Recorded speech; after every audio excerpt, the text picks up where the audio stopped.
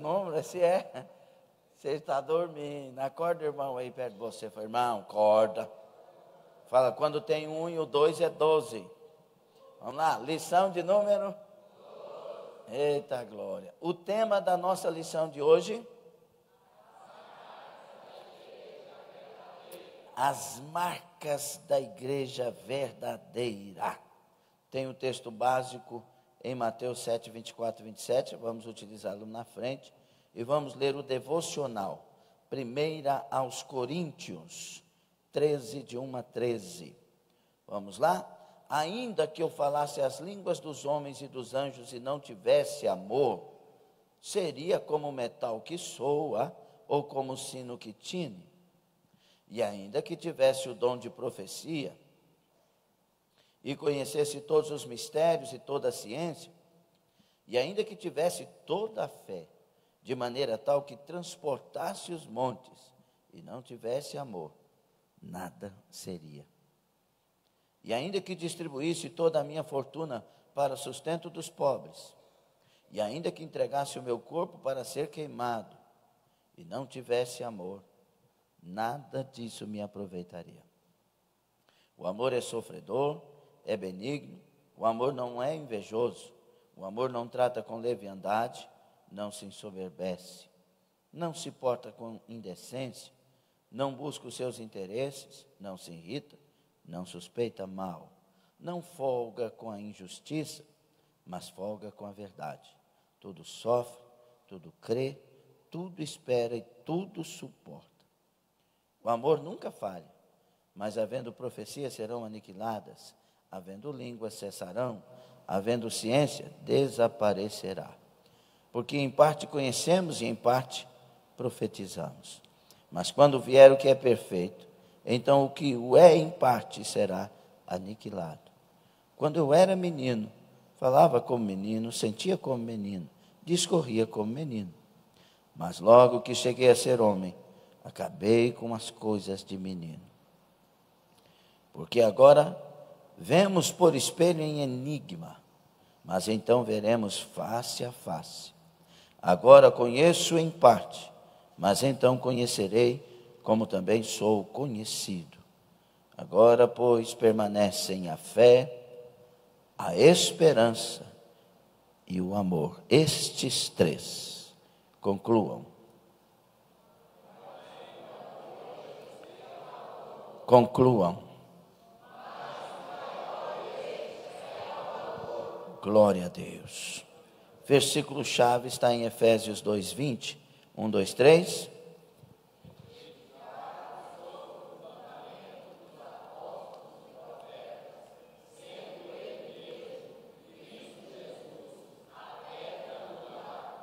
Edificado sobre o fundamento dos apóstolos e profetas, sendo Ele mesmo, Cristo Jesus, a pedra angular. Palavra de Deus. O Senhor seja com todos nós, todo o seu mover, todas as suas misericórdias, bondade e poder estejam a favor da sua vida e das nossas vidas, desta igreja, do povo de Deus nesta manhã. Os que concordam, digam amém. Dê glória a Deus, tome assento. O que faz uma igreja verdadeira ser diferente? O que faz uma igreja ser diferente? É uma pergunta já para o início da nossa lição. Mas eu quero apresentar aqui, tem um casal ali ao lado do irmão Wesley e da irmã Carla. Por gentileza, queremos recebê-los, fique sobre os pés. E tem aqui um senhor, ao lado do Fernando. Queremos recebê-lo com alegria. Tem mais alguém nos visitando? Me ajude, por favor. Tem? Não tem? Amém. Muito bom recebê-los aqui, como recebê-los que estão pela internet. Alto, em bom som, que diremos com alegria? Sejam bem-vindos à família da terra. Jesus te ama. Glória a Deus. Vocês são muito bem-vindos. Deus abençoe. Tomem assento. fiquem à vontade na casa do Senhor Jesus. Diga, eu estou na igreja, graças a Deus. E eu sou igreja, graças a Deus.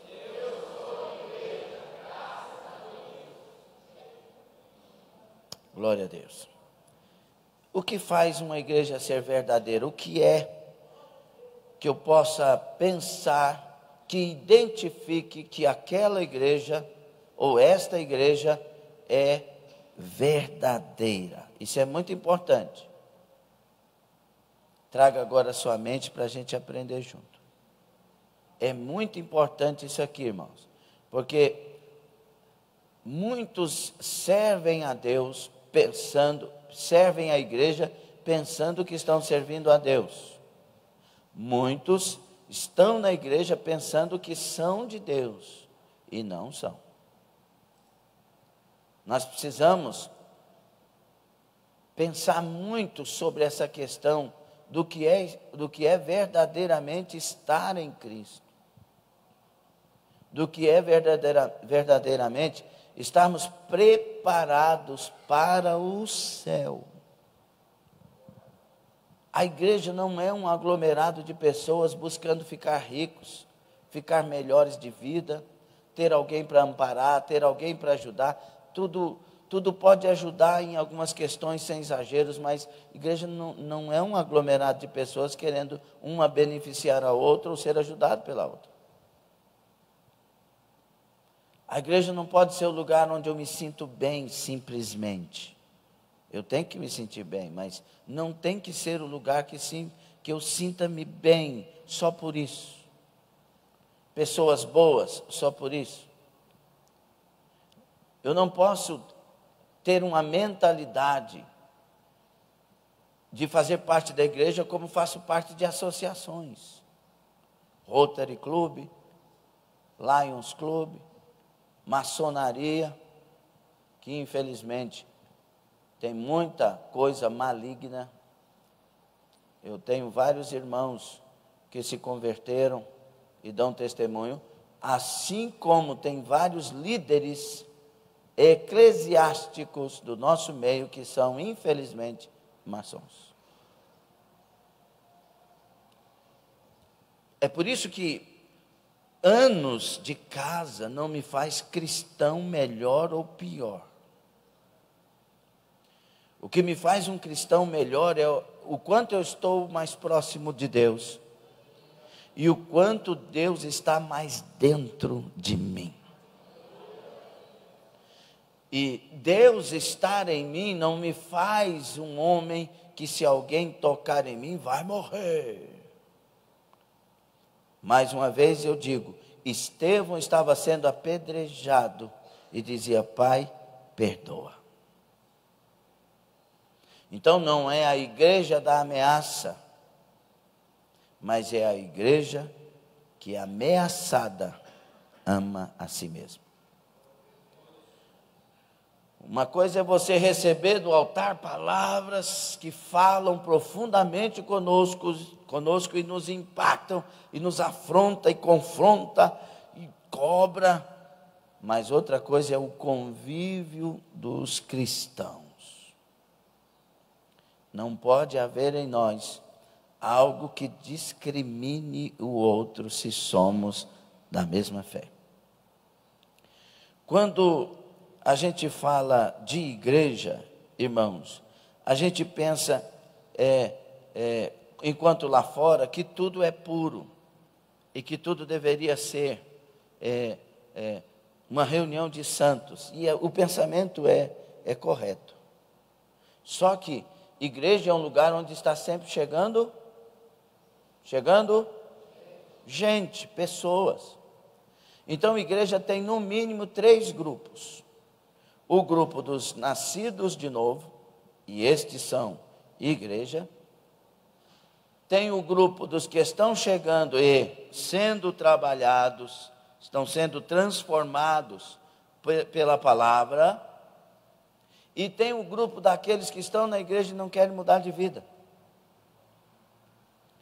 Infelizmente, esse é o pior dos grupos.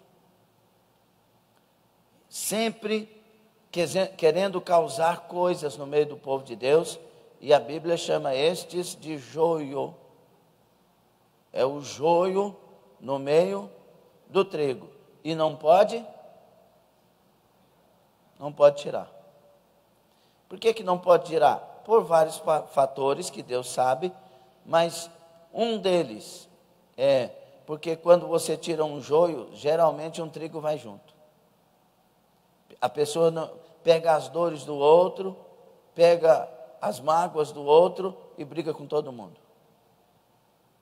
Ou briga com boa parte. Segundo, por que não se tira o joio? Porque a gente não sabe discernir quem é joio e quem é. Muitas vezes nós não sabemos discernir.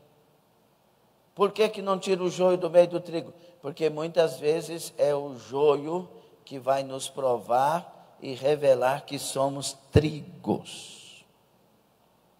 Então tem vários fatores. Mas Deus disse só na colheita. É só na colheita. Por isso tem dois tipos de igreja. A visível e a invisível. A igreja visível, dá uma olhada aí. Para frente, para trás, de lado, dá uma olhadinha, mexe a cabecinha aí. Essa é a igreja visível. A invisível é a igreja dos nascidos de novo.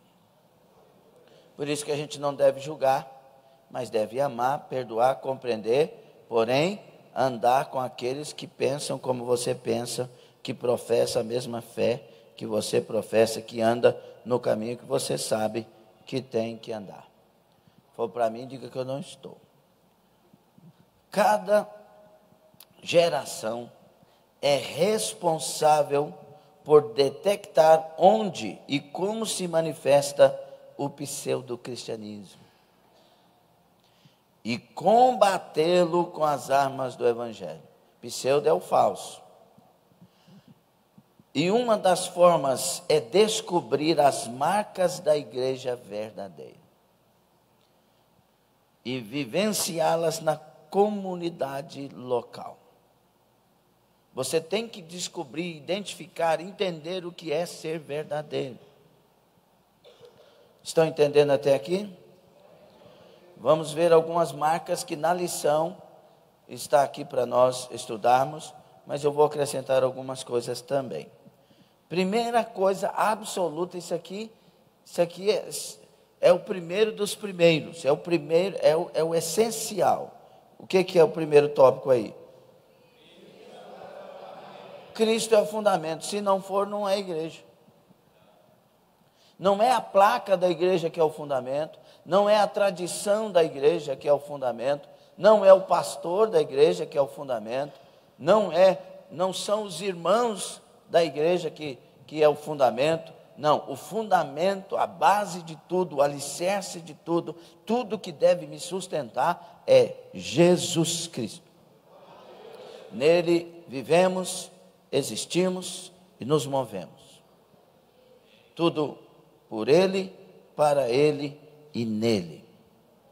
Todas as coisas foram feitas por Ele, sem Ele nada do que se fez teria sido feito.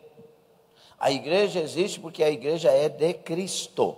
Eu vou inaugurar, edificar a minha igreja, e as portas do inferno não prevalecerão contra ela. A igreja, ela é do Senhor Jesus Cristo. A igreja, ela é um prédio, a metáfora do prédio é para a gente entender muito bem isso. Ela é um prédio, é um edifício, mas a pedra angular é Jesus Cristo. A pedra de sustentação, a pedra de base, a pedra que esse edifício é construído, e nós somos pedras espirituais desse edifício, mas estamos em Cristo Jesus. Se você observar os escritos de Paulo, por diversas vezes ele usa as palavras em Cristo, naquele, nele. O segredo é estar ligado na videira. Sem mim, palavras do Senhor Jesus. Irmãos, qualquer coisa que alguém fale que esteja colocando em xeque as palavras de Jesus, você já deve descartar. Jesus disse, sem mim, João 15:5, vamos lá, o que disse? Quem disse isso? Então acabou. Não pode.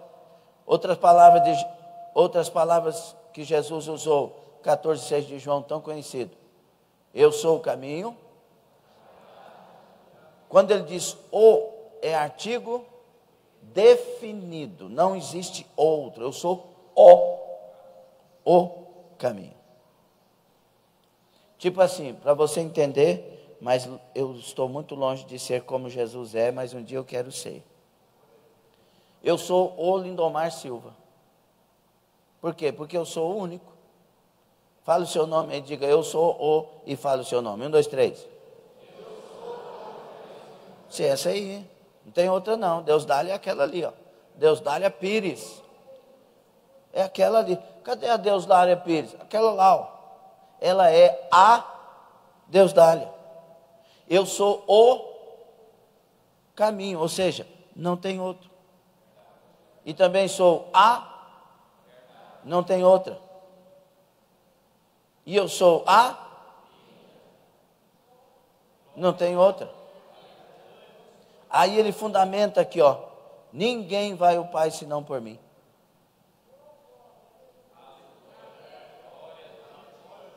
Sem mim, porque ninguém vai ao Pai senão por mim.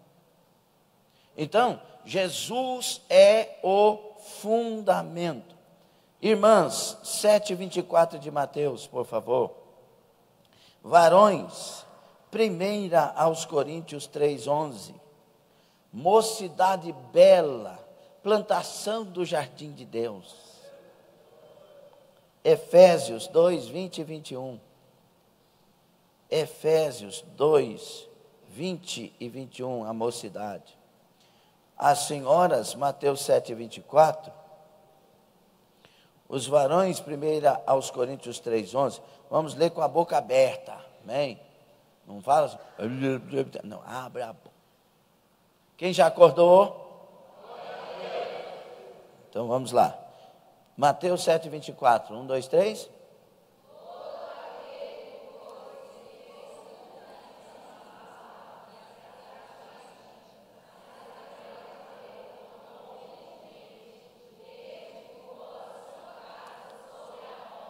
Ô glória.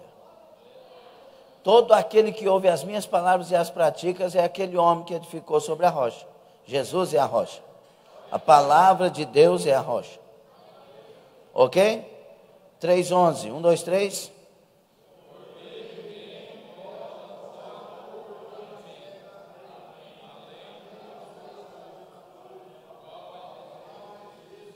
Porque ninguém pode pôr outro fundamento além do que já foi posto. Acabou, já está colocado. Ninguém pode, já acabou. O qual é? Ele é o fundamento da igreja. Acabou, não tem outro. Efésios 2, versículo 20 e 21. 1, 2, 3.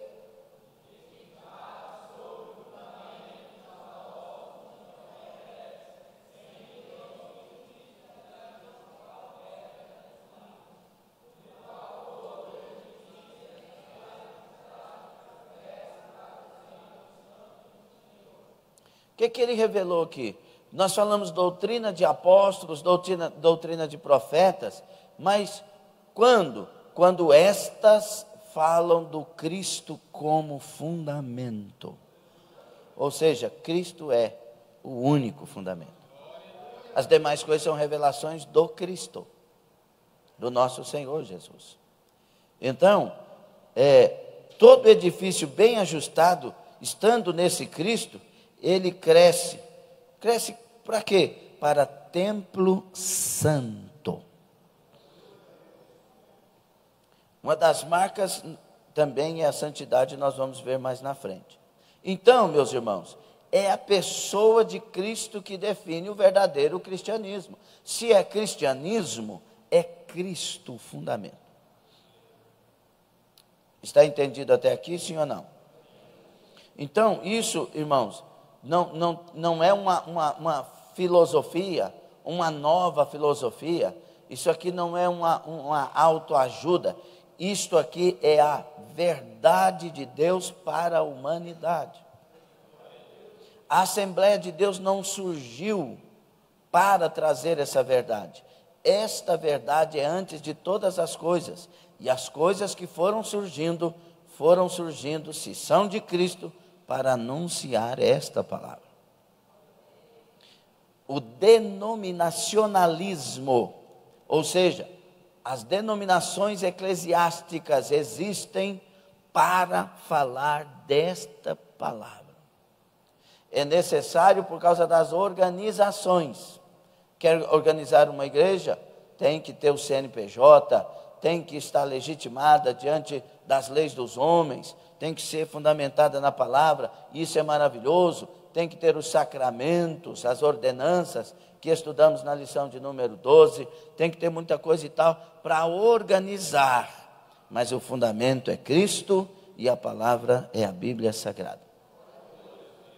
Entendido sim ou não? E Cristo prova que Ele é Deus, sim ou não? Para nós é fácil dizer, mas para alguém que não conhece, como no tempo de Paulo, anunciando o Cristo que ninguém conhecia, e nesse tempo o evangelismo era muito mais difícil, porque você tinha que trazer um novo Deus no meio dos deuses, porque a maioria das pessoas daquele tempo eram politeístas, com exceção do judaísmo, mas no judaísmo ainda encontramos muita dificuldade, porque o judaísmo era uma religião, e que crê em um só Deus. Para eles, aquelas palavras, eu sou Deus e não há outro, eram muito mais fortes do que façamos. Quando a Bíblia diz, façamos o homem conforme a nossa imagem, segundo a nossa semelhança. Façamos é porque tinha mais de alguém lá, não é? E Elohim, no hebraico, é plural. Temos que entender, a trindade é revelada desde a criação. Só que para o judaísmo não era. E Paulo chama do mistério. E o mistério é Cristo e o seu evangelho, que vai ser revelado na plenitude dos tempos.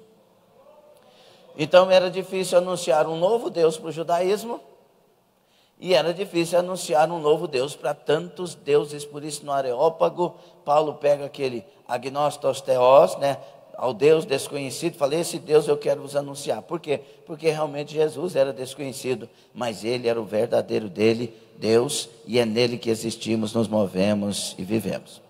Então Paulo vem, então não era fácil. Mas aí, para essas pessoas entenderem sobre Deus, que Jesus é Deus, a pessoa divina de Jesus que Ele viveu como homem. Primeiro, Ele comia, bebia, dormia, cansava, descansava, Ele tinha a vida de um ser humano normal. Por isso a doutrina do Jesus Cristo 100% homem e 100% Deus. Mesmo sendo Deus, não usurpou ser igual a Deus, antes esvaziou-se de si mesmo e tomou a forma de servo. O Verbo encarnou. Então, mas também era Deus, porque 100% Deus. Por quê? Porque Ele andou sobre as águas, porque Ele ordenou o mar, Ele ordenou os ventos, e tudo cessou. Aí admiração, quem é este que até o vento e o mar lhe obedecem? Este é Deus, o nosso Senhor, o Jesus Salvador. E Ele veio para comprar cada um de nós na obra da redenção, pagar o preço do pecado. Por isso na cruz, pregado, não desceu e nos amou até o fim, porque estava tomando sobre si todo o pecado da humanidade, e ninguém fez isso, somente Ele fez isso. Por isso, quando ressuscitou, Ele disse, é-me dado todo o poder no céu e na terra. Quando Ele diz, preste atenção por favor, quando Ele diz todo o poder, Ele usa o grego exousia, e Ele está dizendo, poder que só Deus tem. Exousia é poder de divindade. E ele fecha quando diz a palavra todo, porque todo ali no grego é 100%. Você quer me amar? Ame de todo o coração, ou seja, 100% do teu coração, 100% das tuas forças, 100% de toda a tua alma, ame o Senhor teu Deus. E quando ele diz todo o poder, ele diz todo o poder, todo o 100% que existe de poder é-me dado no céu e na terra. Então, por nenhum outro pode haver salvação verdadeira, a não ser por Cristo Jesus, e por nenhum outro fundamento pode alguém ser igreja, a não ser em Cristo Jesus. Entendido, sim ou não? 1 Timóteo 2,5 vai fechar este nosso pensamento teológico, esta nossa revelação teológica. 1 Timóteo 2,5. Quando diz teológica, está falando daquilo que é fundamentado no estudo bíblico, no conhecimento da palavra, no conhecimento de Deus, conforme as Escrituras. Olha o que diz: porque há um só Deus e um só mediador entre Deus e os homens, Jesus Cristo, homem. Não tem mais intermediador, ninguém intercede por nós. Maria não intercede. Estou falando não segundo a religião, estou falando segundo a Bíblia. A Bíblia é a verdade de Deus e não as religiões. Segundo a Bíblia, Maria não intercede, Pedro não intercede, Paulo não intercede, santo fulano de tal não intercede. O único intermediador é Jesus Cristo.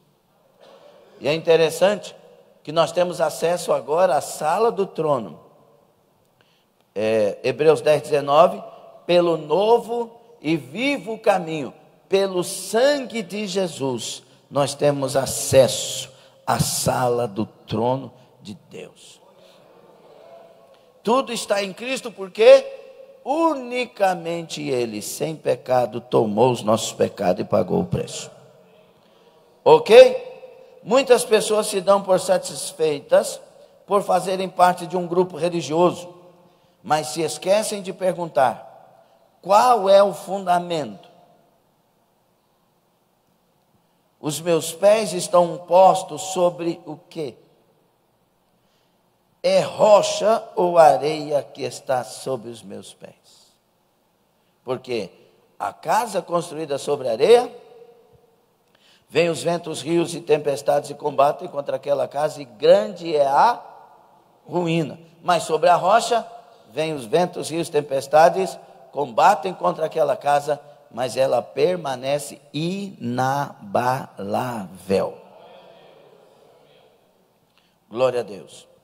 Até quando nos demoraremos a entender que a solução dos nossos males não vem de dentro de nós mesmos, mas do alto? A solução para você não são as pregações. Nós fazemos campanha de 7 quintas, sim ou não? Mas quantas vezes nós pregamos? O que resolve não são 7 quintas. O que resolve não é a campanha, mas ouvir a palavra que Deus dá e atender e praticar. Isso resolve. É um atrativo que nos leva às soluções verdadeiras. A Bíblia diz que, Tiago 1,17, se não me engano, toda boa dádiva e todo dom perfeito é do alto. Por isso que a Bíblia diz em Colossenses 3:1, que nós temos que pensar nas coisas que são lá de cima e buscar as coisas que são lá de cima. É assim que a gente vive. A nossa esperança é o alto. Estava pregando lá em Paraíso do Tocantins e falando sobre a questão de decisões. Interessante que o pastor ontem de manhã falou sobre decisões. Irmãos, nós tomamos cerca de 35 mil decisões por dia. 35 mil decisões. Pastor, não é muito não? Não é não. Você foi no mercado? Quem já foi ali no atacadão? Geralmente, em média, um atacadão tem em torno de 40 mil opções de compra. 40 mil decisões, já passou. Entende ou não? Então, agora o que é assustador, que eu falei lá em Paraíso.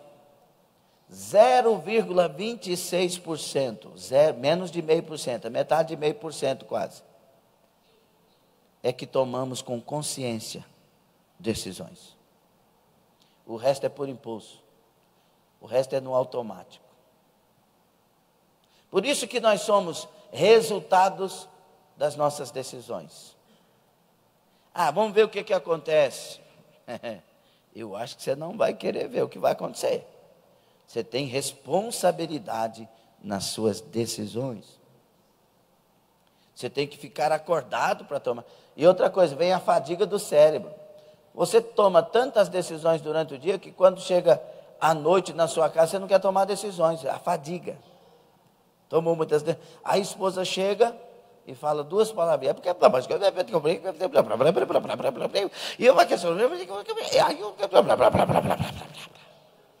Aí você fica assim, o que está acontecendo, Jesus? Porque o cérebro está fadigado. Por isso, irmãs queridas e amadas, quando o maridão chegar, deixa ele tomar o banho primeiro. Faz uma massaginha no pé dele depois do banho. Eu senti que Deus está falando aí, irmão. Mas aí, marido, faz a massagem no pé da esposa também. Aleluia, cadê as esposas? Faz a massagem no pé das esposas, marido. Eu senti que a Juliana falou mais alto que tudo aqui, ó. Grávida fica mais sensível. E aí, meus irmãos, minhas irmãs, a mulher fala muita coisa, aí ele olha assim, faz assim, faz o dia que você quiser, porque está fadigado para tomar decisões. E aí sabe o que acontece? A mulher acha ruim a resposta. Se eu quisesse fazer do jeito que eu queria, não tinha perguntado. Amor, eu estou cansado. Bum. Então, espera chegar, tomar um banho, espairar, faz alguma coisa para vocês dois sorrirem, depois conversa. Descomplica essa relação em nome de Jesus. Quem gostou dessa partezinha? Nós temos que aprender a tomar decisões olhando para o alto, para a palavra, para aquilo que verdadeiramente é real. Quem está gostando da lição aí?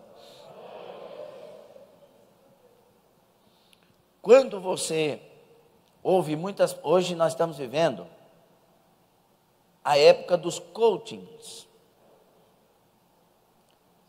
Aí, aqueles encontraços de autoajuda, de levanta a cabeça e vai. Nada disso, irmãos, isso pode nos ajudar em muitas coisas, mas nada disso é um fundamento legítimo. E é bom, Deus dá palavras de autoajuda também, mas o fundamento é Jesus. Se você não estiver em Cristo, não adianta. É nele que eu tenho base, é nele que eu tenho segurança, é nele que eu tenho força, é nele que a minha fé, é quando eu olho para o poder dele que eu vejo um homem fraco como eu vencer as batalhas da vida. Cristo é o fundamento e pronto. Quem entendeu? A verdade é que toda casa construída sobre outro fundamento que não seja a rocha, que é Cristo e a sua palavra, claro, porque se você observar, está dizendo, todo aquele que ouve e pratica as minhas palavras, é semelhante àquele que cavou, construiu na rocha e não foi destruído.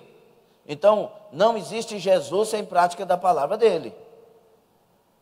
Eu tenho Jesus, mas vive mentindo? Não, você conhece Jesus e conhece a palavra, mas ainda não tem Jesus. Porque os mentirosos não merdam o céu. Se não merda o céu, não tem o Deus do céu. Quem vai para o céu é quem tem o Deus do céu. Entende ou não? Temos que praticar a palavra. Então, se Cristo não é a rocha, daqui um pouco cai, daqui um pouco desestabiliza. É muito ruim, irmãos, pessoas dizendo que tem Jesus, mas virando as costas, e eu falo isso num contexto geral, nas igrejas que fazem parte. Vira as costas, não fala com o pastor, vai para outro lugar, está implicado com o irmão, sai falando mal da igreja, não conhecem Jesus. Quando conhece, pastor, eu estou mal, não está dando certo, quero que o senhor me perdoe, mas não consigo mais ficar, eu estou saindo, o senhor me abençoa, o senhor me ajuda. E tem que estar disposto a ouvir. Ainda mais que esse pastor chamado Lindomar, misericórdia. Porque ele fala mesmo. Está saindo daqui porque está fugindo da prova. Vai encontrar ela lá na frente. Porque se for covardia, irmão, não sai não, que você vai se engatar lá na frente. Não tem como. Escute aqui uma coisa. Toda prova que você foge, ela aumenta lá na frente. Enfrenta logo. É igual o camarada que casa pela 4ª vez.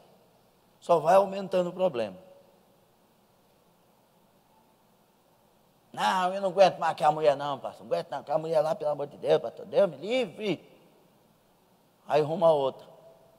Ah, mas não aguenta aquela mulher não, pastor. Pelo amor de Deus, porque aquela mulher... Parece que mulher é tudo igual. Não é mulher tudo igual não, irmão. Você que é igual nas mulheres. Tem que curar. Tem que tolerar, tem que amar, tem que suportar, tem que entender o outro. Porque, na verdade, mulher é tudo igual e homem é tudo igual, irmão. Vai ter os mesmos problemas em cada um. Aleluia, glória a Deus. Viu, Vandelis? Cadê o Vandelis? Vai ter um Valfredo em cada um, minha filha, não adianta. Vai ter um Gonçalo Honório em cada um, não adianta. Só que cada um tem sua personalidade, sua maneira de ser. Então o melhor que tem é curar. Curar com quem? Com o fundamento que é Jesus e a sua palavra, perdoando, compreendendo, orando uns pelos outros e crescendo em graça e sabedoria. Entenderam ou não? Então primeiro, o fundamento é? Não, responde igual o crente que vai morar no céu. O fundamento é? Diga Jesus Cristo. Pronto. Segunda marca. Eu quero que você fale pensando, refletindo. Vamos lá, 1, 2, 3.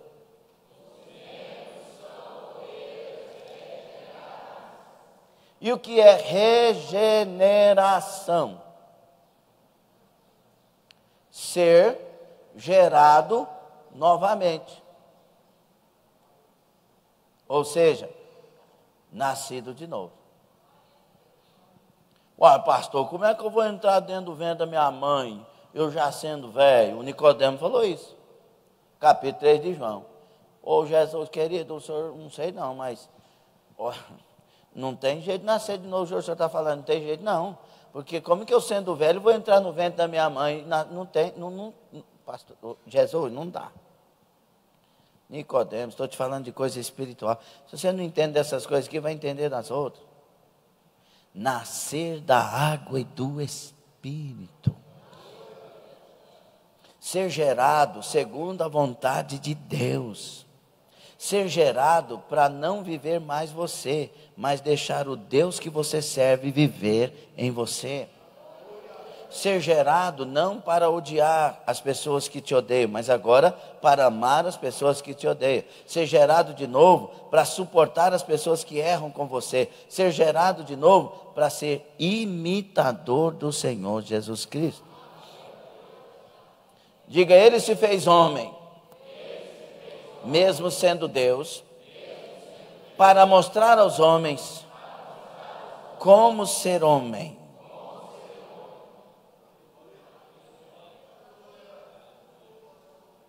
Diga, Jesus se fez homem para me ensinar como ser homem.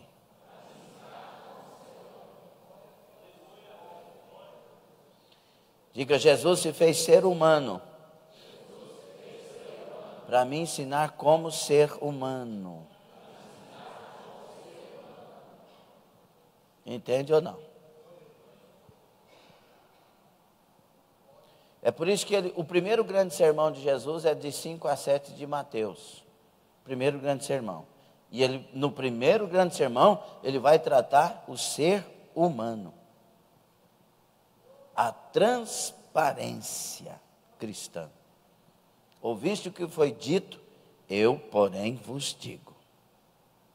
Ou seja, a inteligência de vocês conseguiu trazer para vocês uma doutrina, mas eu trago uma nova. Vocês ouviram que devem amar e devem amar os que vos amam e odiar os vossos inimigos. Eu trago uma nova doutrina: ame os vossos inimigos. Mas aí contraria demais, porque inimigo a gente quer matar. Inimigo a gente quer ver o fracasso. Inimigo a gente quer ver colher o que não presta. E Jesus está dizendo para eu amar, porque quem eu amo, eu quero o melhor. Quem eu amo, eu quero que tenha vida. Quem eu amo, eu quero que prospere. Como que eu vou querer que tenha vida os meus inimigos, que seja abençoado, que prospere os meus inimigos? Ah, então é necessário nascer de novo para ter esse sentimento. Aí que está o segredo. Quando Deus nos dá um mandamento, sede perfeitos como como o vosso Pai é perfeito. Quando Jesus manda isso, Ele está nos ordenando que comecemos a trabalhar a obediência. Tem coisa que nós jamais vamos conseguir pelas nossas próprias forças, pela nossa própria inteligência. Mas quando a gente se esforça para obedecer, para amar, para perdoar, para ajudar, para fazer diferente, o Espírito da graça vem sobre nós e nos faz novas criaturas para fazer o que se deve fazer. Quem recebe essa bênção aí? Quem recebe essa bênção aí? Aí que está o segredo de ser de Deus. Quando eu sou de Deus, eu vivo as obras de Deus, a palavra de Deus, o propósito de Deus.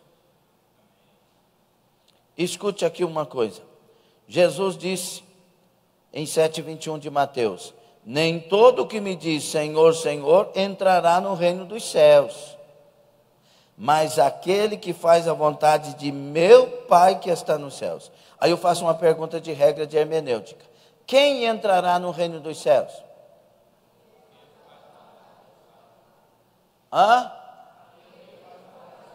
Responde toda a igreja, que eu quero que vocês entendam, são fundamentos. Quem entrará no reino dos céus? Agora preste atenção na minha pergunta. Quem não entrará, regra de hermenêutica, quem não entrará no reino dos céus? Então vira para o seu irmão e pergunta: você está fazendo a vontade do Pai? Aqui eu sei se você é ou não de Deus. E se eu não estiver fazendo, pastor, a partir de hoje você vai chorar para que Deus te abençoe e você passe a fazer. Porque as ovelhas, elas têm que ser regeneradas. Não adianta, irmãos. Nós não podemos jamais pensarmos que estamos indo para os céus e, na verdade, indo para o inferno. Ocupe a sua vida realmente em buscar Deus. Qual que é a pessoa que tem dificuldade de obedecer essas coisas? Aquela que está vazia de Deus. Qual que é a pessoa que, entre aspas, tem facilidade de obedecer? Aquela que está cheia de Deus. Porque o Espírito do Senhor Deus, Ele vem para nós e está em nós, nos convencendo da justiça, do juízo, do pecado e da verdade. É Ele que testifica a nossa filiação. É Ele que trabalha a nossa regeneração. Nascidos da água e do Espírito. Por isso 3,3 e 3,5 de João. Em verdade te digo que, se alguém não nascer de novo, Jesus Cristo falando, não pode ver o reino de Deus. E aí ele diz: em verdade te digo, quem não nascer da água e do Espírito não pode entrar no reino de Deus. Então, se não nascer de novo, não vê. E se não nascer da água do Espírito, não entra. Nós temos que buscar a Deus, e eu vou dizer essa palavra para você entender, desesperadamente. Porque eu quero ir para o céu. Tem alguém que quer ir para o céu aí? Então vamos buscar a Deus para que Ele nos dê essa graça bendita, maravilhosa. Os judeus diziam, nós somos filhos de Abraão. E Deus disse, vocês acham que isso é vantagem? Jesus falou, dessas pedras, nosso Deus pode suscitar filhos de Abraão. Vocês têm que ser circuncidados no coração. Vocês têm que ser mudados na alma, Jesus está falando. Não adianta ter nome, nomenclaturas, coisas que vocês pensam que por causa de o que frequentam, o que fazem, vocês já têm a obra. Ela acontece dentro de cada um de vocês. Não é o exterior, é o interior. Desde os tempos bíblicos, muitas pessoas, infelizmente, levam a vida cristã como se fosse uma ficção, um teatro, uma telenovela, em que quem melhor representa, maior destaque terá. A proposta do Evangelho é de nos transformar em filhos de Deus e não em atores. É por isso que quem ocupa o altar tem que ocupar estando em santidade. Quem frequenta e ocupa o grupo de louvor tem que estar em santidade. Nós não somos atores que cantamos o Deus que liberta, porém não somos libertos. Que cantamos o Deus que santifica, porém não somos santos. Que cantamos o Deus que é tudo para nós, mas saímos dessa porta e vamos ouvir músicas mundanas e práticas mundanas vamos colocar em nossas vidas. Isso é falsidade, hipocrisia, isso é uma ação, é uma representação. Deus não quer isso para a igreja. A todos aqueles que o receberam, deu-lhes o poder de serem feitos filhos de Deus. É difícil para o ser humano? Sim, mas quando ele busca a Deus e encontra de Deus a graça, ele passa a sentir dificuldade em fazer as coisas erradas. Cheios de Deus, dificuldade em fazer as coisas erradas. Vazios de Deus, dificuldade em fazer as coisas santas. Vamos, toda a igreja, por favor. Cheios de Deus. Toda a igreja, cheios de Deus. Dificuldade de fazer as coisas erradas. Vazios de Deus. Dificuldades de fazer as coisas certas.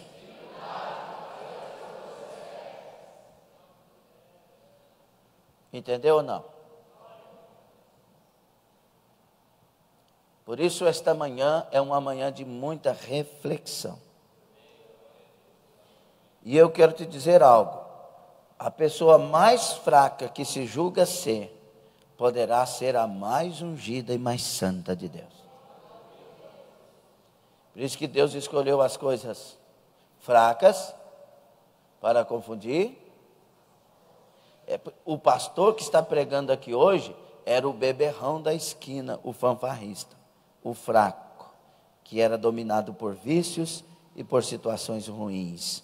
Mas Deus lavou, libertou, santificou e colocou aqui. E quando vem pessoas que estão lá ainda e olham para esse pastor, dizem, como pode? Esse era o cachaceiro, esse era o camarada lá daquelas coisas lá que a gente sabe que ele fazia. Como ele é pastor? É porque Deus, ele transforma o ser humano em nova criatura. Eu usei a minha figura porque eu estou falando, mas a figura de vocês tão como pode ser usada também. Porque Deus nos lavou. A maioria dos que estão aqui eram as ovelhas negras. Os piores. E Deus lavou. É aquela coisa do 1 Samuel 22, que Davi, fugitivo, encontra 400 homens que depois vão para 600, amargurados, endividados, marginalizados dentro de uma caverna.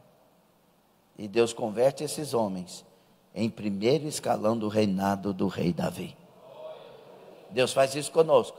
Os marginalizados, os desprezados, os endividados são transformados e mudados. Por isso, aproveite o tempo que você está com Cristo. Ele pode mudar a sua história. Glória a Deus. Uma pessoa pode até frequentar uma igreja assiduamente, entoar louvores, participar do coral, ministrar aulas na escola bíblica, orar em voz alta no templo, contribuir com dízimos e ofertas, pregar de forma entusiasmada, fazer evangelismo ou mesmo escrever uma lição sobre tudo isso, mas se não tiver a experiência do novo nascimento, não faz parte da igreja legítima, verdadeira do Senhor Jesus e não entrará no reino dos céus. É sério? É sério ou não? Então quem mente, Efésios 4, 17 a seguir, você poderia ler mais tarde, até 32. Quem mente, não minta mais. Fale a verdade. Deixa de gritarias. Deixa de amarguras, de contendas. Procure perdoar uns aos outros. Perdoe de fato. Procure viver essa vida que Deus te chamou para viver em Cristo. Lute pela sua salvação. Combata o bom combate. Guarda a fé. Seja de Deus, não brinque com a fé. E o que é difícil, às vezes, é que nós pensamos, quando eu estiver mais velho, eu vou consertar a minha vida. E se a morte, se a sua senha chegar hoje? Se a minha senha chega hoje? Estou deixando para fazer amanhã e vou morrer hoje. Arrependei-vos é a pregação do Evangelho. Arrependimento é algo que tem que acontecer imediatamente no meu ser. Estão gostando da lição ou não? Qual que é a outra marca da igreja que estamos estudando?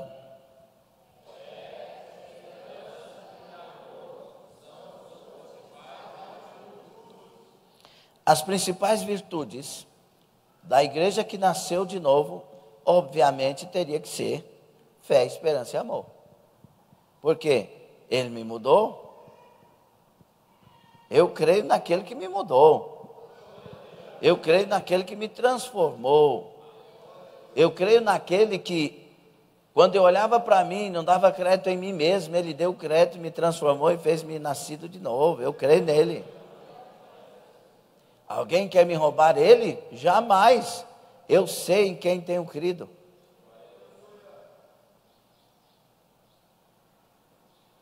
Essa questão do guarde a tua coroa guarde a tua coroa para que ninguém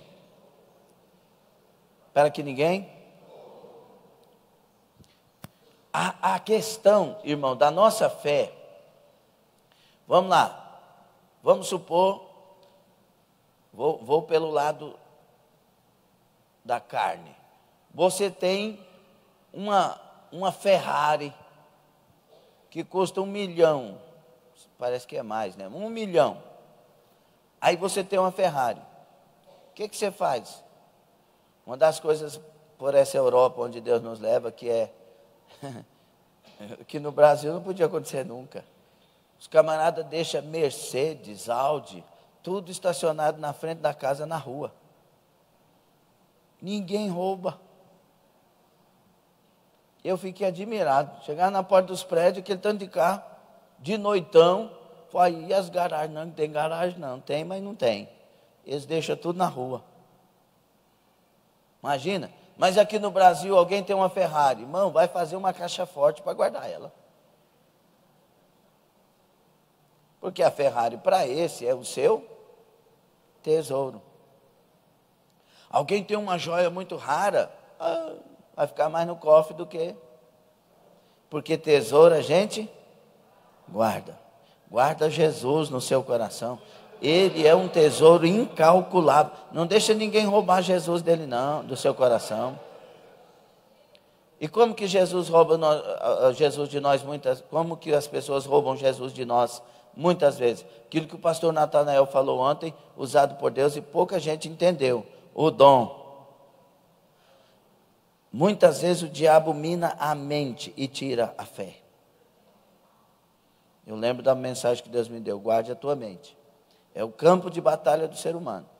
Aí o diabo entra na sua mente e fala, briga, está te traindo, não te ama.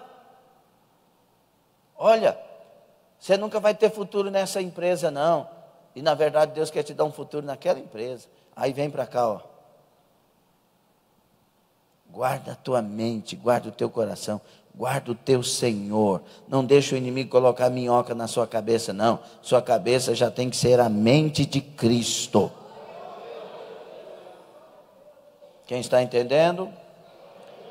E aí tem que ter fé, que é mais preciosa que o ouro e a prata.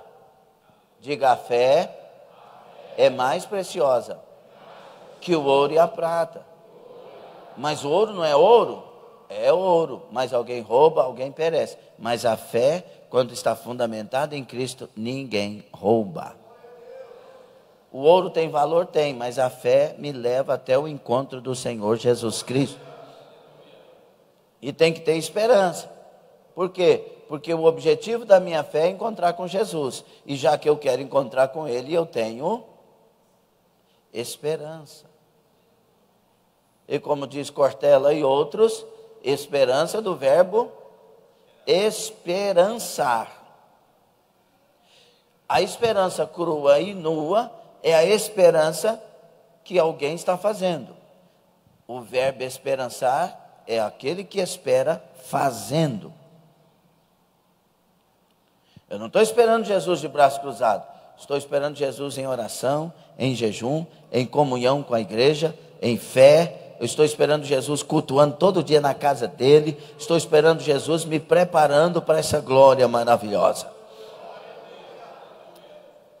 E aí, a fundamental coisa de tudo isso, dessas características, é o amor.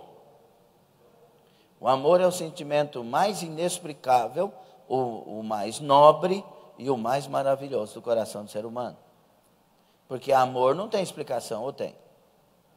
Viu que Paulo usado por Deus, 1 Coríntios 13, ele vai falar coisas maravilhosas, mas ele não diz o que é amor. Ele diz o que o amor faz. Ele diz como o amor aparece, mas ele não diz o que é amor. Por que ele não diz o que é amor? Porque ele teria que dizer aqui, o amor é Jesus Cristo. Mas ele está querendo falar de um dom sobremodo excelente. Então ele vai falar da ação desse amor em nós. Do que é de fato ter Deus. Não é ter o dom de profetizar, toda a ciência. Não é ter o dom de dar as coisas, embora a gente faça isso com amor e tal. Não, mas o amor é quando você suporta, quando você crê, quando você espera, quando você tem esse privilégio e sente esse privilégio de poder fazer o que você não faria se não conhecesse Jesus Cristo. Você agora conhece Jesus. E as suas ações têm que revelar que esse Jesus está em você. Por isso que o amor tudo crê, tudo espera, tudo suporta. E tudo sofre. Tudo sofre. Já viu que nós não temos paciência de sofrer o que precisa sofrer? É quando essa parte do tudo sofre ficou por último e é a pior delas. Por quê? Porque quando começa alguma prova em algum lugar, a gente não suporta ir. Mas o amor, ele tolera. Não arde em ciúmes, não se ensoberbece, não se vangloria, não se ressente do mal, não folga com a injustiça. O amor não falha, porque o amor é Jesus. Deus é. E aí João nos ajuda muito, porque ele diz: quem não ama não conhece a Deus e nunca viu Deus. Tem que amar. E é isso que faz a diferença na vida do cristão. Amar. Mas não com o amor do homem. Porque o amor do homem ama quem ama. O amor do homem, ele dá o que não precisa dar e retém o que não precisa reter. O amor do homem, ele tem parâmetros diferentes. Agora, o amor de Deus não. O amor de Deus é agir com justiça. Porque se eu não agir com justiça, eu estou prejudicando um ou outro. Mas se eu for justo, serei cheio do amor de Deus. Entende ou não? Alguma pergunta até aqui? Para entrarmos numa segunda parte?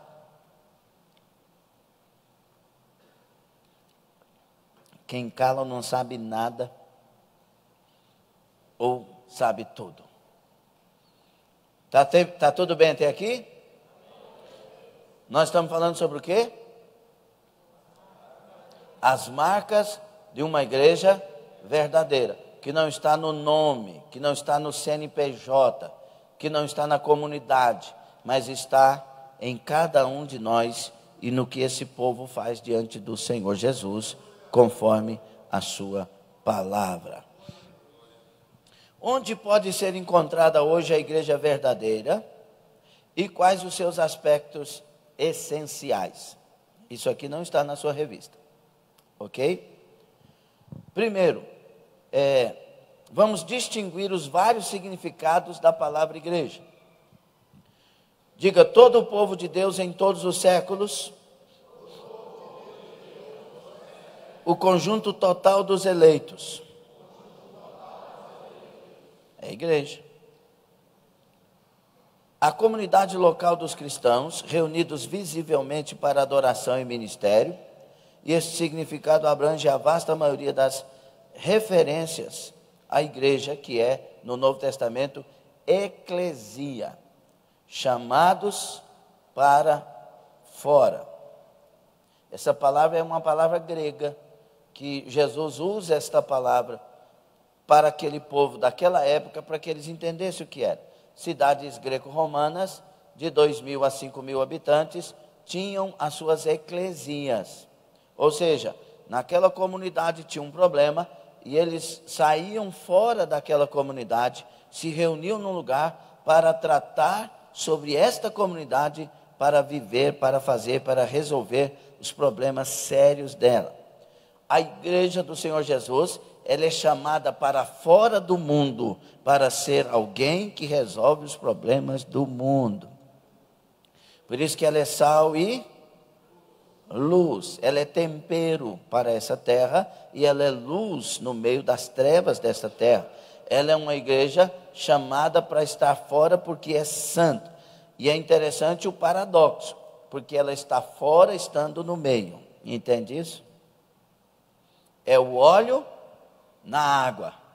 Você coloca ele dentro de um balde de água e ele se mistura. Por isso que Jesus diz: estão no mundo, mas não são do mundo. Eclesia. Por isso que o mundo odeia. Por quê? Porque não faz aquilo que o mundo faz. Nós éramos praticantes, falei agora mesmo. Um cachaceiro, um beberrão, um camarada das farras, mas agora nascido de novo, pela obra do Espírito Santo, porque eu queria continuar nas farras pela vontade humana, mas eu queria muito mais pela alma conhecer a Jesus e ser transformado por Ele. E Jesus transforma.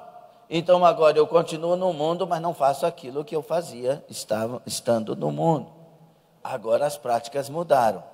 Agora é diferente. Vocês entendem bem isso?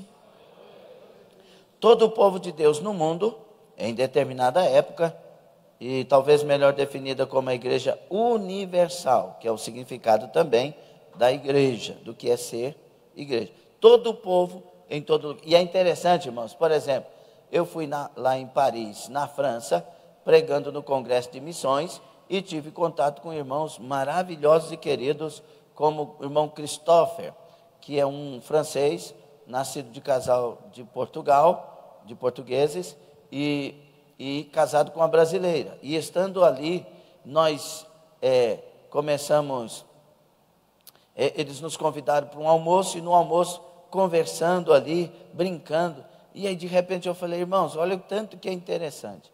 Nós estamos nos conhecendo agora, somos de lugares distantes, mas parece que nós somos família há muitos anos. E todos se emocionaram, porque era uma verdade vivida naquele momento.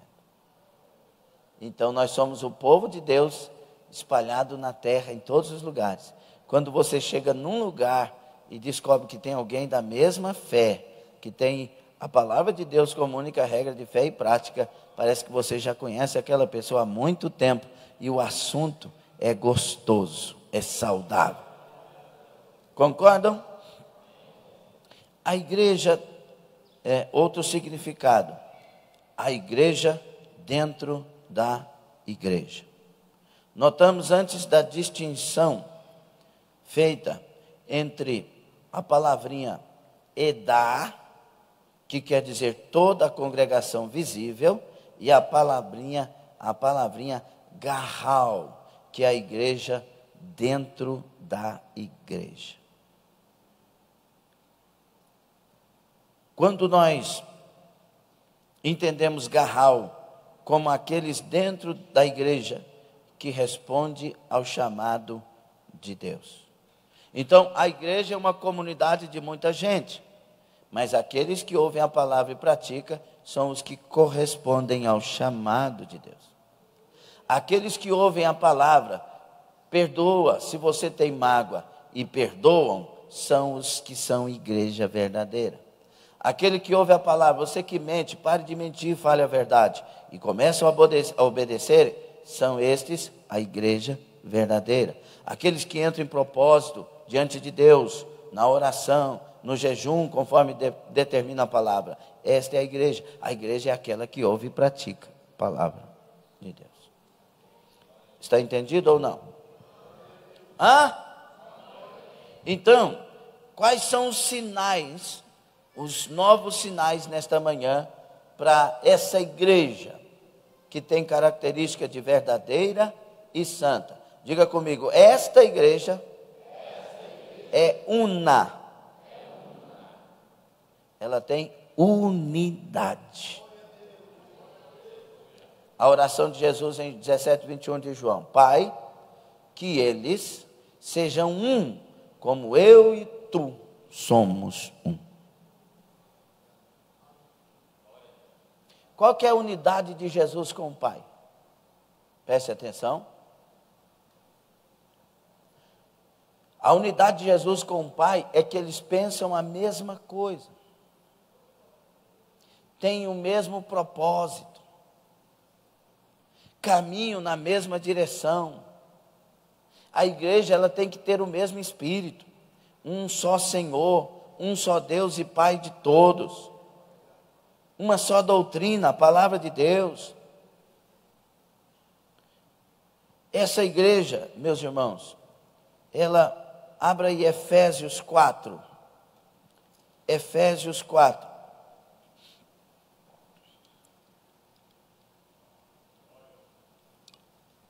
cabeçalho de muitas Bíblias, lembrando que o cabeçalho não é original.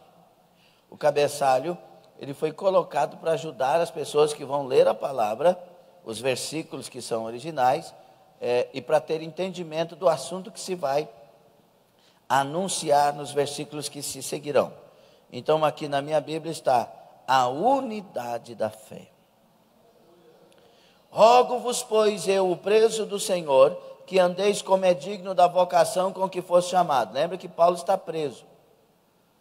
Com toda a humildade, olha como que a igreja anda. Com toda a humildade e mansidão, com longanimidade, suportando-vos uns aos outros em...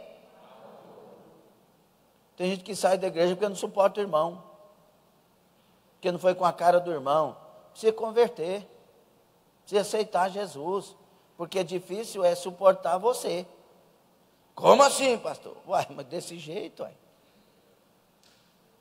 Difícil é suportar a sua ignorância, a sua arrogância. E os irmãos estão suportando. Mas um irmão lá ficou nervoso, e com razão. Vai lá e abraça ele. Seu pai já falou umas coisinhas que você não gostava de ouvir? Sim ou não? Sua mãe? Seu irmão mais velho? Sua irmã? E aqui você não pode suportar? Por que lá você suporta aqui não? Porque lá tem amor e aqui não está tendo. E precisa ter. Entendido ou não? Procurando guardar a unidade do Espírito, com E maiúsculo, a unidade do Espírito pelo vínculo da paz. Tem que ter paz com todos.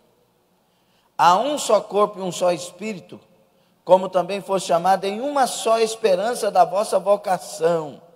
Um só Senhor, uma só fé, um só batismo, um só Deus e Pai de todos, o qual é sobre todos e por todos e em todos. Essa é a unidade. Dá para experimentar ou não? Ficar com a cara feia num canto, se isolando, dizendo, ninguém me ama. Vai abraçar, irmão. Deixa eu te falar uma coisa, se você mudar seu pensamento, vai ajudar muito você. Ao invés de vir na igreja, nós temos que abraçar, ok? Diga, nós temos que abraçar a todos. Mas eu quero te ajudar, você que tem problema nisso. Não venha para a igreja para ser abraçado, venha para abraçar. Não venha na igreja para ser amado, venha para amar. Não venha para a igreja para ser perdoado, venha para perdoar. Deus vai mudar a sua história todinha. Porque muitas vezes o que as pessoas não entendem é que na igreja, quando a gente chega, Deus começa a trabalhar conosco na nossa natureza. Diga, Deus me tira do mundo e traz para a igreja. Diga, Deus tira o mundo de dentro de mim. Diga, Deus, com muita dificuldade, por causa de mim, por causa de quem eu sou, tira a mim mesmo de dentro de mim. Porque quem tem que reinar aí é o Espírito Santo. E tirar a mim mesmo é tirar meu egocentrismo, minha exaltação, pensar que eu sou alguma coisa. Ninguém é nada sem Deus. Um outro bom conselho para nós, irmãos, é entrar aqui não pensando que é estrela, que é melhor do que os outros, porque eu sou doutor, porque eu tenho dinheiro, porque meu carro é não sei o que. Nós não somos nada sem Deus. E em Deus somos iguais. Viu? Profissão mais desprezada da terra com a profissão mais exaltada da terra. Diante de Deus, tudo igual. Por isso que a igreja tem que ser uma. Na igreja do Novo Testamento havia variedade de ministérios, mas por um fim único. Nós no nosso meio, irmão, ser una não é ser igual nas características humanas, porque isso é nós temos uma digital, nós temos uma personalidade, uma forma de ser, caracteres. Nós temos caráter às vezes deformado e caráter às vezes formado, depende de cada um. Mas temos as nossas diferenças. Por exemplo, eu gosto de azul. O Marcelo gosta de azul. Os outros estão dando glória aí, gostam de azul. Aí o camarada implica comigo que eu gosto de azul. Tu gosta de quê, irmão? Gosta de vermelho. Põe vermelho. Hein? Não é isso que nós estamos falando. As escolhas, né? Os gostos. Né? Para mim, a minha esposa é incomparavelmente a mais linda de todas. Entendeu? Isso é gosto e bom gosto. Aí tem para uns que a esposa deles que é melhor que todos. Amém, glória a Deus, que tem que ser assim mesmo. Senão ia dar uma confusão danada.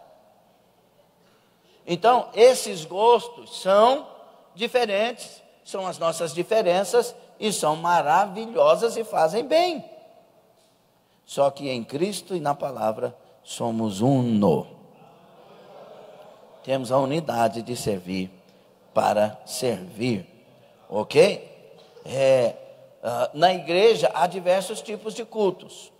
Não é? Você já foi em igreja que o culto tem uma liturgia diferente? Sim? Já não foi? Aqui é diferente daquela igreja que você viu que foi. Mas quer dizer que aquela igreja lá não é de Deus, ou que a nossa não seja de Deus? Não, se nós não estamos pecando com a liturgia do culto, e é algo que tem parâmetros bíblicos, glória a Deus, cada igreja tem um jeito de ser, e os ministérios são diferentes, mas em Cristo temos que ser um. Entende ou não?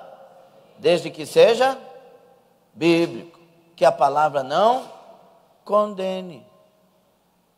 Certo? Aí, pastor, lá naquela igreja a gente bebe, pastor, porque a Bíblia não manda parar de beber. Não, porque o vinho na Bíblia, aí vem aquela discussão louca, não vem? Oínos, a palavra tem dois sentidos e vai. Mas é a questão, quero chegar aqui. Quando você tem dúvida em alguma coisa, se é de Deus ou não, ao invés de perguntar se a Bíblia não condena, pergunta se manda fazer. Entendeu ou não? A Bíblia condena a bebida? Agora vamos fazer a pergunta diferente? Ela manda beber? Então não beba. Entende ou não? Quando você tiver dúvida, pergunte se a Bíblia manda fazer. Se não manda, fica fora disso. E não discuta. Ame os seus irmãos. Mas o Deus que me libertou de todas aquelas cachaçaiadas da vida, eu creio que não vai querer que eu tome alguma coisa que tenha álcool. Como que os embriagados chegaram a ser embriagados? Na maioria das vezes tomando vinho com açúcar.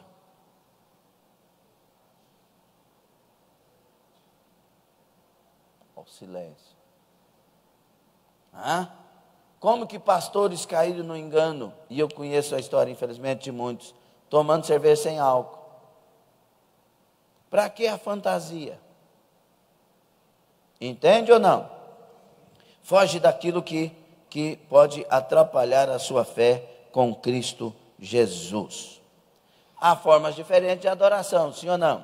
Veja se é bíblico. Se é bíblico, tanto faz uma quanto outra, desde que seja adoração. A verdadeira unidade do Espírito Santo de todo o povo regenerado é um fato independente da desunião denominacional exterior. Eu vou num lugar, as pessoas fazem algo lá que eu entendo não ser bíblico, eu não faço. Pronto, se eu estou lá, eu não faço. E procuro ser bem discreto para que as pessoas não pensem que eu estou querendo condenar alguém. Mas eu vou orar para aquela igreja, para aquela liderança, para que Deus abençoe, dirija e abra as portas da verdadeira didaquê, a verdadeira doutrina. Então diz, a igreja verdadeira, fala igual crente, a igreja verdadeira é una. Vamos evangelizar? Todo mundo vai evangelizar. Vamos para a vigília? Todo mundo vai para a vigília. Vamos para a oração? Todos vão para a oração. É ali que você entende a unidade da igreja. Irmãos, viver fora da igreja é viver como um peixe fora do altar, do aquário. Porque ele vai morrer. Você tem que fazer parte da igreja. Outra coisa, diga, a igreja verdadeira é santa. É a nação santa, o povo de Deus. Ou seja, ela é separada das coisas do mundo, do sistema do mundo, da forma de conduta do mundo. Ela tem uma forma correta de viver, um padrão para se viver. O povo de Deus forma a nação santa. No sentido mais profundo, essa igreja é santa da mesma forma que todo indivíduo cristão é santo em virtude de estar em Cristo, unido a Cristo, separado para Ele, revestido com a sua justiça perfeita. Diga: eu agora sou de Deus.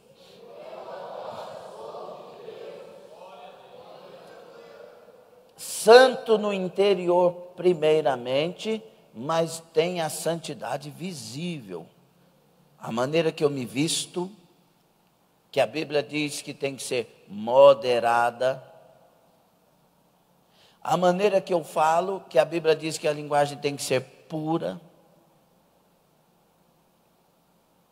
A maneira que eu reajo, pois a Bíblia diz que eu tenho que ter uma reação que revela a natureza de Cristo em mim. E vai. Outra coisa, diga: essa igreja, não assuste, ok? Essa igreja é católica. Porque católico é universal. Aliás, irmãos, precisamos estudar muito para entender certas coisas. Porque a igreja de Roma, chamada de católica, na verdade foi uma cisão. Lembra da história lá de Constantinopla e Roma, e a briga que houve na época? O termo católico quer dizer universal, por isso que uma doutrina é católica. Porque ela é. Depois, irmãos, é que vai surgir esse nome católico para a igreja católica. Então não tenha receio com esse nome, não. Lá na Europa eu até pensei em colocar Igreja Católica Apostólica da Fé. Ou seja, para quê? Para tirar aquele bloqueio que as pessoas colocaram e elas chegarem e acharem o Jesus da Bíblia. Entende? Seu coração fica livre para essas coisas? Por que é católica? Porque a pregação é para todos os homens de todos os povos, tribos, línguas e nações. E ela é também apostólica, porque ela é fundamentada na doutrina dos apóstolos. Diga: todos nós somos católicos. Desse ponto de vista. Uma coisa na pós-graduação que a gente ouviu bastante. Nós somos, diga, existe a igreja católica, apostólica, romana. Católica universal. Apostólica, doutrina dos apóstolos. Romana, doutrina de Roma. Diga: nós somos católico, apostólico, cristão. Católico universal. Apostólico, doutrina dos apóstolos. Cristão, doutrina de Cristo. Amém. E aí, meus irmãos, uma outra coisa fundamental para esta igreja, que revela ter característica verdadeira, é a missão. Olhe para cá. A missão. Se a igreja não é missionária, ela não é igreja. Diga isso.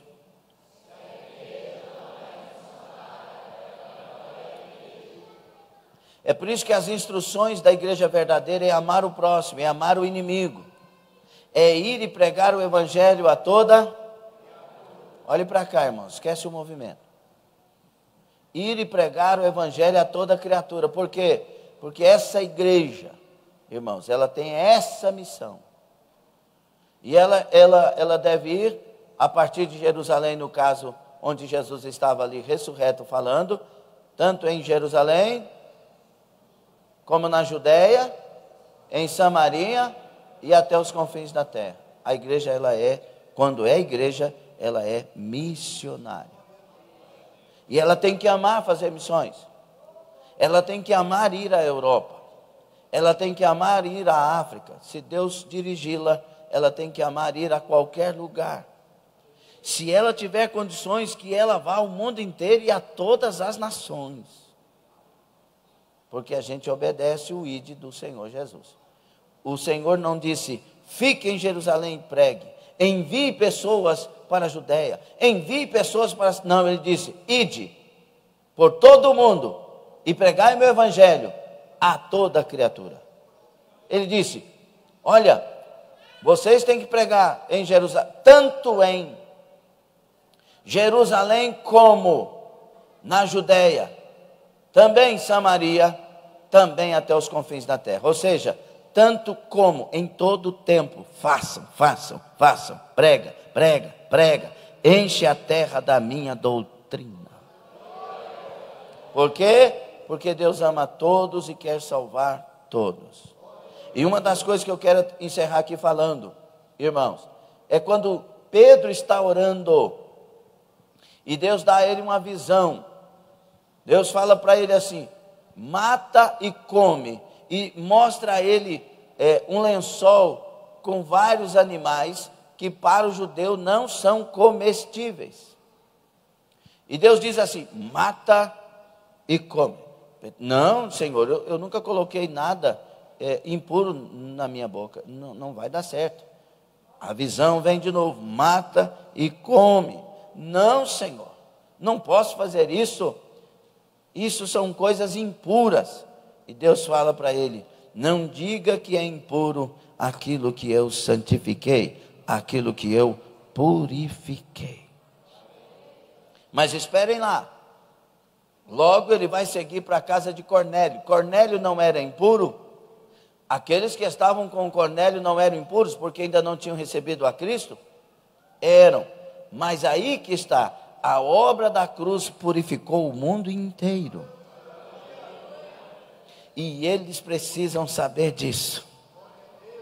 É como alguém chegar para um criminoso e dizer: Jesus já te purificou. Mas não, eu sou criminoso, não há perdão para mim, não há solução para mim. Ei, eu venho anunciar o evangelho do Deus que perdoa. Arrependei-vos e a purificação do Senhor chegará a você e te lavará de todos os seus pecados. É por isso que o Abner está aqui. É por isso que o Valfredo, é por isso que pessoas estão aqui, porque o perdão de Deus foi oferecido, eles aceitaram e a purificação de Deus tornou real.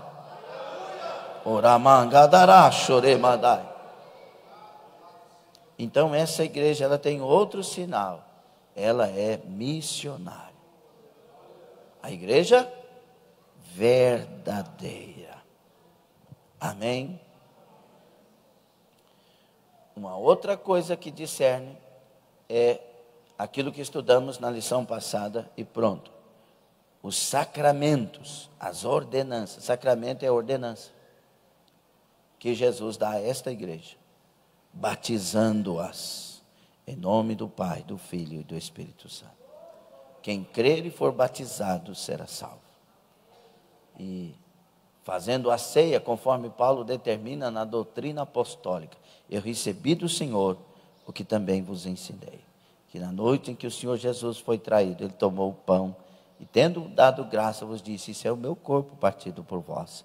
Fazei isso em memória de mim. Semelhantemente tomou o suco, tomou o cálice e disse: este é o cálice do meu sangue, sangue da nova aliança. Fazei isso em memória de mim. E Paulo institui a ceia de forma correta. 2 ordenanças. E nós devemos obedecer. A pergunta nesta manhã: somos igreja? Agora eu vou individualizar. Você é igreja?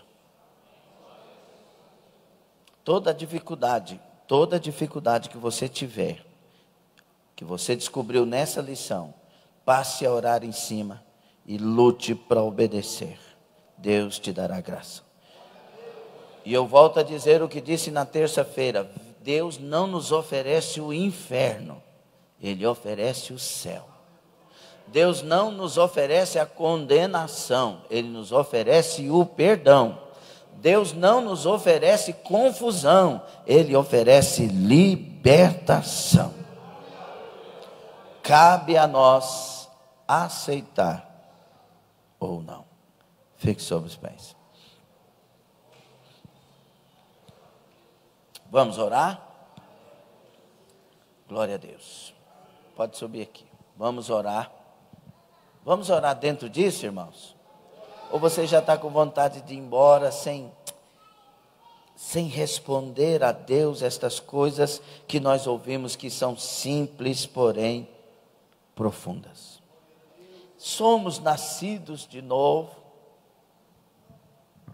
estamos transformados, regenerados e prosseguimos nessa transformação e regeneração. Senhor nosso Deus e Pai, eu me coloco mais uma vez diante do Senhor e quero sempre estar. Meus irmãos, esta pessoa se coloca também, Senhor. Nos visita nesta manhã. Arranca de nós as confusões. Arranca de nós os sentimentos contrários. Arranca de nós tudo que o inimigo quis lançar nas mentes. Arranca de nós tudo que nós trouxemos para nós mesmos e não é do Senhor. Vem nos lavar, redimir, santificar. Vem trabalhar em nós o nascer de novo em todas as áreas. Perdoa os nossos pecados, perdoa as nossas falhas, perdoa as nossas arrogâncias e ignorâncias. Santifica-nos na verdade. A Tua palavra é a verdade. Nos ajuda a edificar as nossas vidas na rocha inabalável, no fundamento inabalável, que é o nosso Senhor e Salvador Jesus. Jesus, Jesus, Jesus, obrigado pela salvação, obrigado pelo perdão, obrigado pela Tua graça que nos levanta e fortalece, obrigado por este irmão e irmã que está orando. Renova a fé de cada um, renova as forças de cada um, traga a salvação para cada um, ajuda no entendimento da palavra, nos levanta a igreja verdadeira, fundamentada em Ti, nos faça povo cheio de amor, cheio de fé, cheio de esperança, nos faça um povo regenerado, nos faça, meu Deus, a igreja una, a igreja santa, a igreja católica universal, a igreja apostólica, a igreja dos reformadores bíblicos, a igreja da missão. Levanta-nos como missionários, renova, Senhor, a igreja e abençoa nesta manhã, abençoa esta pessoa pela internet que está orando, que está se quebrantando diante de Ti. Fundamenta a sua fé, abençoa esta vida e assim abençoa todos nós. Abençoa a escola bíblica tão maravilhosa que nos traz estas doutrinas bíblicas tão especiais. Assim se conosco, guarda-nos na palma da Tua mão, é a nossa oração, e pedindo que o Senhor nos dirija no centro da Tua vontade pelo Teu Espírito em nós. Oramos cheios da palavra, no nome do Senhor Jesus. Quem ora assim, diga amém. Amém. Quem concorda, diga amém. Amém. Homem com homem, mulher com mulher, a não ser que seja um casal, dá um abraço e diga: somos de Deus. Tome assento. Secretária, irmã Vanderlice Salles. Cumprimento os irmãos com a paz do Senhor, amém? Moreira, Vanderlice Moreira. Valfredo Salles, não fala Salles, aleluia. Relatório do dia 8 de dezembro. Cordeirinhos de Jesus de 0 a 2 anos, alunos matriculados 10, ausentes 7, um visitante, presente 3, oferta R$5. A classe Cordeirinhos de Jesus cumprimenta a igreja com paixão. Amém. Agora a Esther vai falar o que ela aprendeu.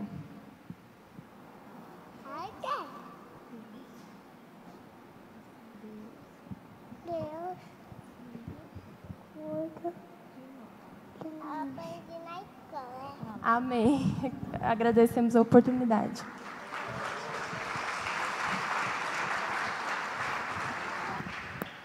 Classe Crescendo com Cristo de 3 a 5 anos, alunos matriculados 14, ausentes 4, presentes 10, ofertas R$2. A classe Crescendo com Cristo cumprimenta